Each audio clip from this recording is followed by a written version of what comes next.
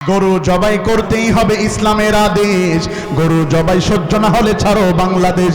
গরু নাকি মা বলে অন্য জাতি, মা মা বলে চুনালাদা সব হজম করতে দেখি। গরু জবাই করতেই হবে ইসলামের আদেশ। গরু জবাই সহ্য না হলে ছাড়ো বাংলাদেশ। গরুর গোস্ত খেয়েছি আরো বেশি খাবো, যারা মুসলিম যারা খায় না তাদেরকে জোর করে খাওয়াবো। বিগ কাবাব, বিগ বার্গার, বিগ বিরিয়ানি, যত রকম গোস্ত খাই গরুর মতো মজা নাই। কথা বলেন না কেন? ঠিক না ঠিক? গরু জবাই করতেই হবে ইসলামের আদেশ। গরু জবাই সহ্য না হলে ছাড়ো বাংলাদেশ। হাই, গরু জবাই করতেই হবে ইসলামের আদেশ। গরু জবাই সহ্য না হলে ছাড়ো বাংলাদেশ। কুরবানিও দিছে মানুষ দেখানোর জন্য।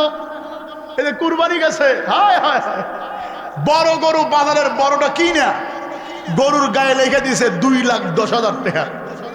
আবার ফেসবুকে এসে লাইভ দেয়, সম্মানিত গয়েস, এই যে আমি গরু কিনলাম, দোয়া করেন।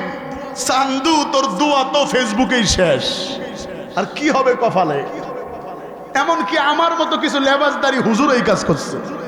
কথা বলেন না কেন? আমার মতো কিছু লেবাসদারি হুজুর এই কাজ করছে। ফেসবুকে কুরবানির পশুর ছবি চাইরা দোয়া চায়, অথচ কুরবানি তো ছিল আল্লাহ তাআলাকে রাজি খুশি করার জন্য। আমি আল্লাহ প্রথমেই তোমাদেরকে, তোমাদের মরণ আমি আল্লাহ সৃষ্টি করেছি কেন?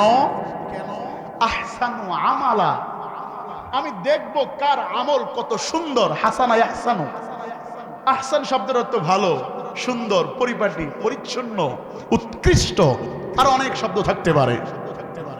আমি আল্লাহ দেখব কারা আমলের দিক দিয়ে শ্রেষ্ঠ, কার আমল সবচাইতে ভালো, কে আমলের প্রতিযোগিতায় ভালো অর্জন করতে পারে। এই পরীক্ষার জন্য আমি আল্লাহ প্রথমে মরণ দিয়েছি, এরপরে হায়াত দিয়েছি, বুঝার জন্য। প্রশ্ন, মালিক কেমন কথা যে হ্যাঁ আমি আল্লাহর কাছেই এটা লিখিভুক্ত রয়েছে, পৃথিবীর অন্য কারো কাছে নাই। অন্য কারো কাছে, সংক্ষেপে উদাহরণ দিলে বুঝবেন। আদম নবিয়ানা আলাইহিস সালামের বয়স ছিল 1000 বছর। কত বছর? 1000 বছর। তো দাউদানা নবী আলাইহিস সালাম ওনার সন্তান। দাউদ নবীর রূহটা দেখতে সুন্দর। তো আদম নবী আল্লাহর কাছে প্রশ্ন করলেন, ওহে মালিক, এতগুলো রূহের ভিতরে এই একটা রূহ দেখা যাচ্ছে, এটা কে? বলে তোমার সন্তান। বলে তার বয়স কত? 40 বছর। কয়টা মানায় না, আমার বয়স 1000, আমার ছেলের বয়স 40, এটা মানায়? একটু বাড়ায়া দেন। আল্লাহ বলেন, আমি আল্লাহ কলম তুলে নিয়েছি, কলমের নিপ ভেঙে দিয়েছি, যা লেখা হয়েছে এটা আর ওঠার মতো, তকদিরে যা আছে এটা আগেই লেখা হয়ে গেছে। আমি একথাটা এই কারণে বললাম যে আল্লাহ তাআলা আমার আপনার তকদিরে কি হবে না হবে সব মালিকের কাছে লেখা আছে। তো হুজুর, যদি সব আল্লাহর কাছেই লেখা থাকে, তাহলে আমি নামাজ দিনে কয়েক তো পড়বো না পড়বো এটাও তো আল্লাহর কাছেই লেখা আছে। প্রশ্ন আসতে পারে কিনা? হ্যাঁ না, এ ব্যাপারে আল্লাহ তাআলা অপর জায়গায় আয়াত নাজিল করে জানায়, ওয়ামা খালাকতুল জিন্না ওয়াল ইনসা ইল্লা লিয়াবুদুন।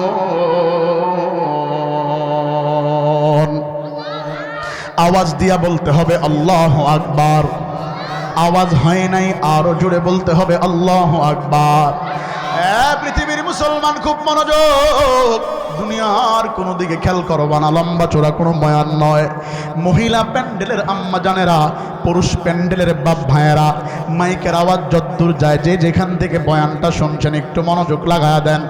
আল্লাহ তাআলা পবিত্র কালামের ভিতরে আয়াত নাযিল করে জানায়, আমি আল্লাহ মানব এবং জিন জাতিকে সৃষ্টি করেছি, আমি আল্লাহ পয়দাই করেছি, আমি আল্লাহ তাদেরকে সৃষ্টি করেছি শুধুমাত্র কেবলমাত্র একমাত্র আমি আল্লাহর দাসত্ব করার জন্য, আমি আল্লাহর পায়ে সেজদা দেওয়ার জন্য, আমি আল্লাহকে আল্লাহ বলে ডাকার জন্য।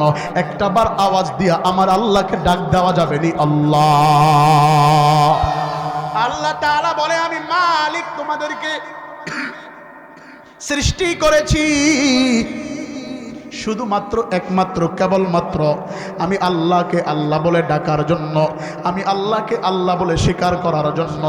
বান্দা বান্দি বড্ড চালাক, আল্লাহর কাছে প্রশ্ন করে, মালিক আপনার সৃষ্টি তো আমরা আপনার ইবাদত করার জন্যই বানিয়েছেন, কিন্তু আপনি আমাদেরকে সৃষ্টি করার আগেই মওত সৃষ্টি করেছেন, কারণটা কি?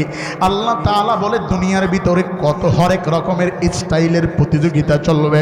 কেউ টাকায় বড়লোক হওয়ার জন্য ধান্দার পেছনে দৌড়াবে, কেউ বাড়ি করার জন্য ধান্দার পেছনে দৌড়াবে, কেউ চেয়ারের লোভে ধান্দা করার পেছনে দৌড়াবে, সম্মানের জন্য কেউ দৌড়াবে, কেউ ভালো নারী পাওয়ার জন্য দৌড়াবে। আমি বক্তা সাহেব ভাইরাল হওয়ার পেছনে দৌড়াবো, এটা আমি আমাকেও বলছি, মন খারাপ করা যাবে না। আমি আলেম সাহেব নিজেকে ফ্ল্যাশ করার জন্য ভালো কাজ করব, কিন্তু আল্লাহ তাআলা জানায়া দেয়, আমি আল্লাহ তাদের দিকে তাকায় দেখব কারা আমি আল্লাহকে পাওয়ার জন্য পলকটা পরিপাটি হয়, কারা আমি আল্লাহকে পাওয়ার জন্য নিয়ত করে রাস্তায় নামে। যদি আল্লাহকে পাওয়ার জন্য সেই আমলের লেগে যায়, সে দুনিয়াও পাবে আখেরাতও পাবে, দুনিয়াতেও সফল কাম হবে, আখেরাতেও সফল কাম হবে। আওয়াজ দিয়া বলা যাবে কি মারহাবা? এজন্য দুনিয়া দুনিয়া না, নমি গুয়াম কে আজ দুনিয়া জুদাবাস, বহর কারে के बाशिवा खुदाबाश, चिस्ते दुनिया अज खुदा गाफिल बुदन, नाक माशो नकराए फिर जिंदे जान, दरी दुनिया कसे बेगम नबाशोत, अगर बाशद बुनियाद नबाशोत। दुनिया में हो दुनिया का तलब गार नहीं हो, बाजार से गुजर हो खरीदार नहीं हो, बाजार से गुजर हो खरीदार नहीं हो। आवाज दिया बोला जावे कि मारहावा। এ বন্ধু, খুব মনোযোগ, দুনিয়ার কোন দিকে খেয়াল করবো না, মনোযোগ লাগা দাও। আল্লাহ তাআলা তোমারে আমারে ভালো আমলের জন্য দুনিয়াতে পাঠিয়েছেন। ভালো আমল কার কাছে শিখবা? ভালো আমল কোথায় গেলে বাবা? নবী সরকারে দু আলম তো চলে গিয়েছে, বিশ্ব নবী দুইটা জিনিস তোমার আমার কাছে রেখে গেছে। এক হলো কিতাবুল্লাহ, দ্বিতীয় হলো সুন্নাতে রাসূলুল্লাহ। এক হলো আল্লাহ তাআলার কোরআন, হাদা কালামু রাব্বি, এটা আল্লাহ তাআলার কালাম। এই কালামটা খুলে খুলে পড়বা, কালামের দিকে নজর বুলাইবা। কালাম তুমি পড়তে পারো না, আল্লাহর কোরআন খুলে খুলে নজর দিবা, তো আল্লাহ তাআলা কালামের দিকে তাকানোর বরকতে তোমার আমল নামায় সব লেখা শুরু করে দেয়। ভালো আমল, আখলিস দীনাকা ইয়াকফিকাল আমালুল কলিল, আমল বেশি লাগবে না, কম আমলই যথেষ্ট, তবে হওয়া লাগবে নিরেট নির্বেদাল ভালো আমল। খারাপ আমল দিয়া কশিন কালেও জান্নাতে যাওয়া সম্ভব নয়। ভালো আমলের প্রতিযোগিতায় নেমে যাও। কিন্তু মানুষগুলো আজকে দুনিয়ার ধান্দার পিছনে ঘোরে, টাকার পিছনে ঘোরে, আল্লাহকে পাওয়ার জন্য আল্লাহর ফিকির কেউ করতে চায় না। কথা বলেন আছে না নাই? কার কাছে গেলে ভালো আমলের সন্ধান পাওয়া যাবে? আল্লাহ তাআলা বাতায়া দেয়, বলে দেয়, ও নবী আপনি আপনার উম্মতের সামনে পড়ে দেন, উতলু মা উহিয়া ইলাইকা মিনাল কিতাব, যালিকাল কিতাবু লা রাইবা ফি হুদাল লিল মুত্তাকিন। আরো জোরে বলতে হবে আল্লাহু আকবার। আল্লাহ তাআলা জানায় দেয়, ও নবী আপনি আপনার উম্মতের সামনে তেলাওয়াত করেন, পড়ে শোনান। এরপরেও দেখবেন কিছু লোক এই কোরআনের বিরোধিতা করবে, কিছু লোক কোরআনের পক্ষে থাকবে না, কোরআন নিয়ে সমালোচনা করবে। কোরআন যদি তারা বুঝতে চায়, কোরআন যদি তারা মানতে চায়, অবশ্যই কোরআন যিনি বুঝায়, যিনি মানায়, তার কাছে যাওয়া লাগবে। হুজুর আমি কোরআন বুঝি না, কোরআন মানি না। কোরআন না বুঝার কারণে আজকে আলেমকে নিয়ে গালি দেওয়া হয়, কোরআন না বুঝার কারণে আজকে কোরআনকে ইসলামকে নিয়ে কটূক্তি করা হয়। কোরআন যদি বুঝতে চান রাসূলের সুন্নাহ লাগবে। এজন্য রাসূল বলছে দুই জিনিস রেখে গেলাম, এক হলো কিতাবুল্লাহ, আরেকটা হলো সুন্নাতে রাসূলুল্লাহ। একটা হলো আল্লাহ তাআলার কিতাব, আরেকটা হলো বিশ্বনবীর সুন্নাহ। সুন্নাহ মানে পদ্ধতি, রাসূলের কথা হাদিস। আল্লাহর নবী বলেন আমি রেখে গেলাম তোমাদের মাঝে আমার কিছু বক্তব্য, এই বক্তব্যগুলো তোমরা অনুধাবন করো, অনুশীলন করো, জীবন বাস্তব হয়ে যাবে। হুজুর কেমনে বুঝবো? সংক্ষেপে বোঝায়া দেয়া যায়। 5 ওয়াক্ত নামাজ আল্লাহর পক্ষ থেকে ফরজ, কিন্তু কখন কয় ওয়াক্ত পড়বেন কারো জানা আছে? আসরে কয় ওয়াক্ত জানা নাই? কে বলছে? বিশ্ব নবী সাল্লাল্লাহু, হাদিসের প্রমাণ, খুব মনোযোগ। আল্লাহ বলছেন 5 ওয়াক্ত নামাজ, কিন্তু কোথাও কে কোন কোন সময় কত ওয়াক্ত পড়বে জানা নাই। রাসূল বলে আসরে তোমার জন্য 4 ওয়াক্ত নামাজ, আসরে হলো 4 রাকাত, মাগরিবে 3 রাকাত। রাসূলের সুন্নাহ এটা বলে দিচ্ছে, রাসূলের সুন্নাত তরিকা নিয়ম রাসূল বলে দিচ্ছে হাদিসের ভিতরে, এইভাবে করো। এশারের নামাজ এত রাকাত, মাগরিবের নামাজ এত রাকাত, ফজরের নামাজ 2 রাকাত। আবার যদি সৌন্দর্যমণ্ডিত করতে চাও তাহলে তোমরা যখন ফজরে দাঁড়াইবা আগে 2 রাকাত সুন্নাত মুআক্কাদা পড়ো, ট্রেডিং দাও।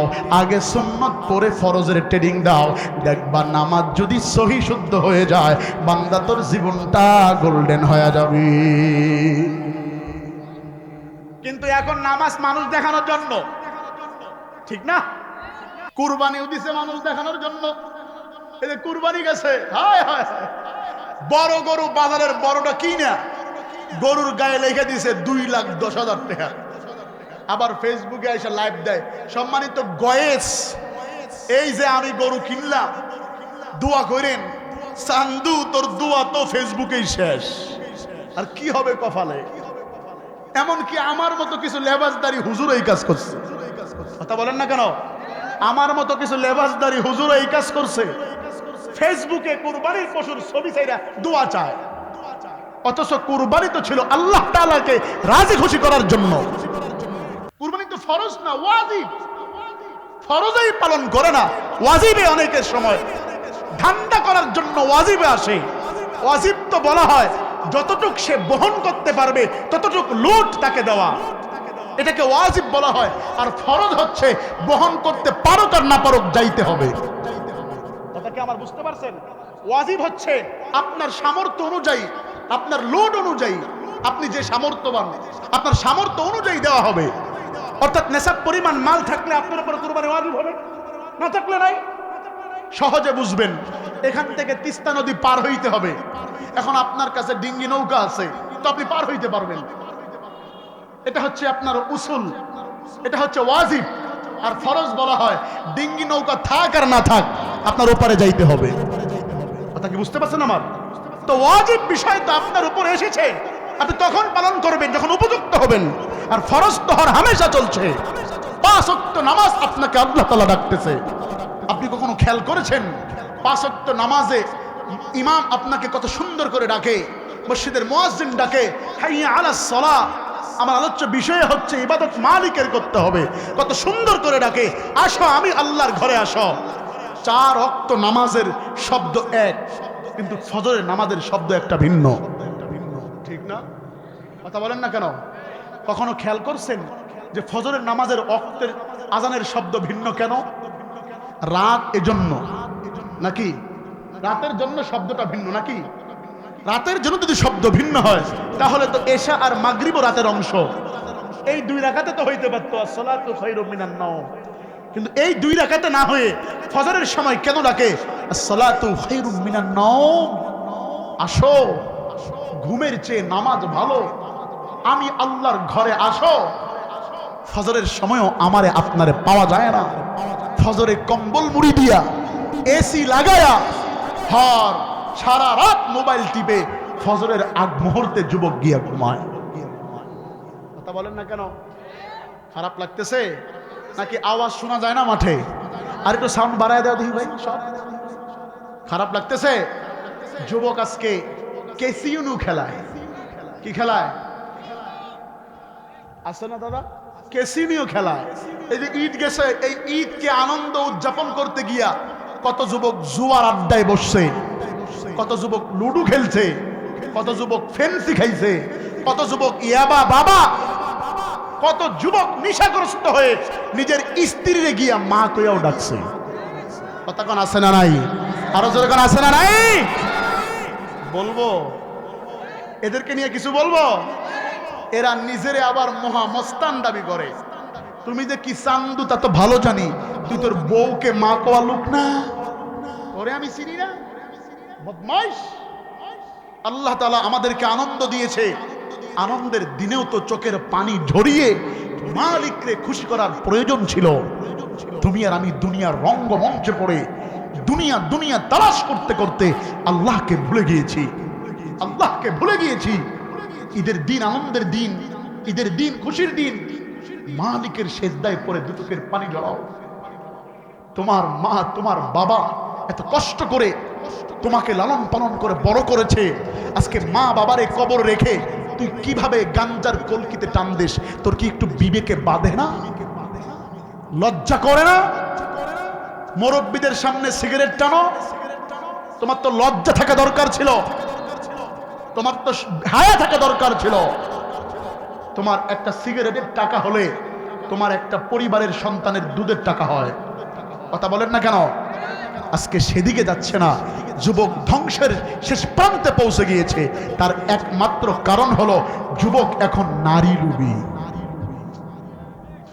কথা বলেন না কেন? কি লোভী ভাই? গাড়ি লোভী, নারী লোভী। কথাগুলো যদিও গায়ে লাগতেছে, বাস্তব কিনা শোনেন।